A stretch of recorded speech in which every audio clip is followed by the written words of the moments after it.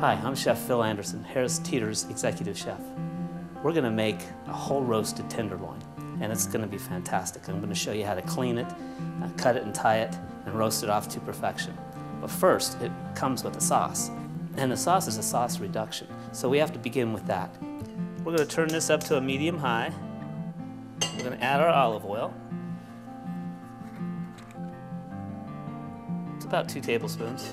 2 tablespoons of shredded shallots, 2 tablespoons of minced garlic. We want to sweat these vegetables a little bit. They're aromatics, and the bitterness comes out of them if you sweat them. After we get them nice and sweated, we're going to lower the temperature slightly.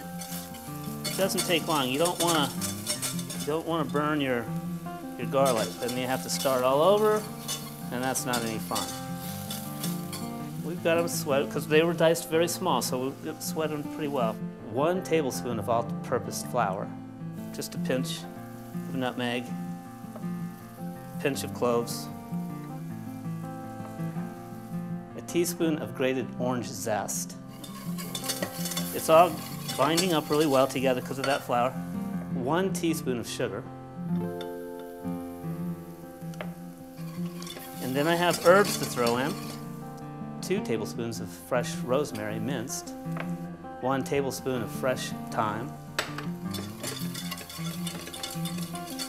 Now I can smell all of these flavors combined. It's really pretty good. Now I'm going to add my beef broth.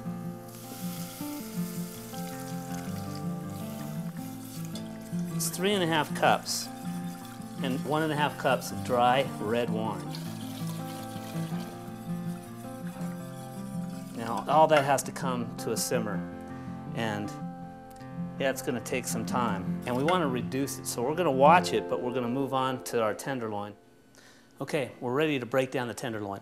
Now, if you buy a tenderloin straight from the butcher's, it has a lot of silver skin on it and stuff that you want to take off. We take off the tail end just to use it for another spaghetti or something like that, and then there's a rope,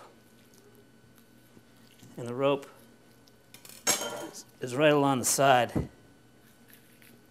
You see that rope part? Okay, so I'm coming in here and I'm just taking that off. And I'm going to use that for hamburger, grind that up for hamburger. And I'm going to just take this stuff off by hand. It's just the fat. Well, you think you can do it by hand. Sometimes it's easy, sometimes it's not. All my leftovers would go into carpaccio or stew meat. Now, you see this stuff right here? That's the silver skin.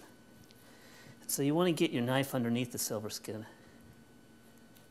And then with your knife going upwards, pointing slightly upwards, you want to leave the tenderloin intact and get the skin off of it.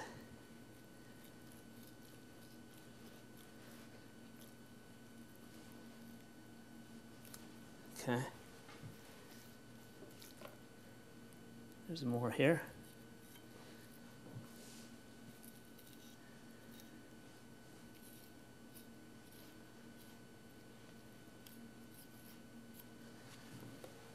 You want to get this nice and tight.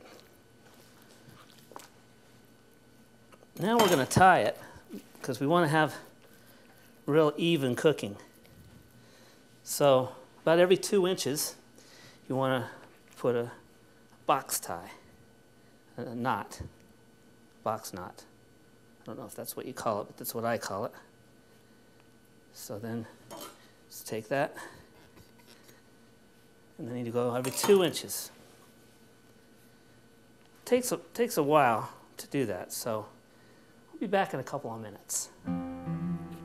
As you can see, I tied the roast up about every 1-2 inches about.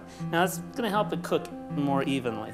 So what we're going to do is we're going to cut this baby in half. cook both of them at the same time, obviously, but this is going to be more well done than this because it's bigger. So we're going to put these in the pan. I'm going to add some more ingredients, and those ingredients are a large shallot, peeled and quartered, 4 large garlic cloves, peeled, 2 tablespoons of fresh thyme, 2 tablespoons of fresh rosemary, 1 tablespoon of orange zest, 1 tablespoon of kosher salt, 1 teaspoon of ground black pepper, 2 bay leaves, a 1/4 teaspoon of cloves, a 1/2 teaspoon of nutmeg, and then a little bit of the olive oil. Okay, we have a 350-degree oven. We're going to put our roasts in that oven. In about 12 minutes, it'll be rare. A little longer for medium rare and so on. So we'll come back in 12 minutes. We checked it at 12 minutes and it wasn't quite ready. So we left it in there for 18 minutes and we think it's going to be rare now. So there we go.